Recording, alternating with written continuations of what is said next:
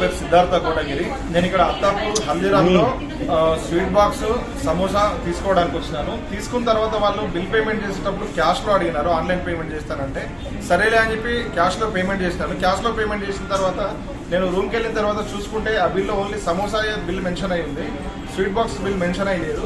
పర్లేదులే అని చెప్పి స్వీట్ బాక్స్ ఓపెన్ చేసి చూసేసరికి కంప్లీట్ ఫంగస్ వచ్చింది.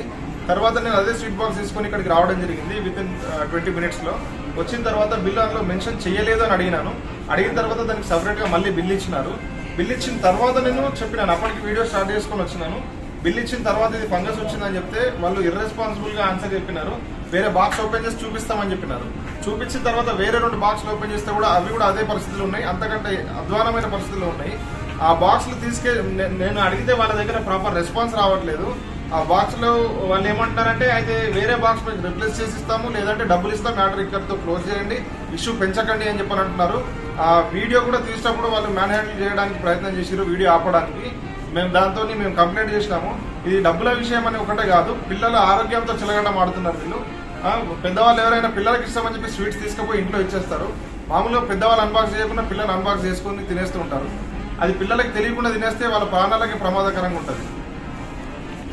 దీనిపైన పోలీస్ వాళ్ళు, ఫుడ్ సెక్యూరిటీ వాళ్ళు, మున్సిపల్ వాళ్ళు కఠిన చర్యలు తీసుకొని తగు రీతిలో స్పందించాలని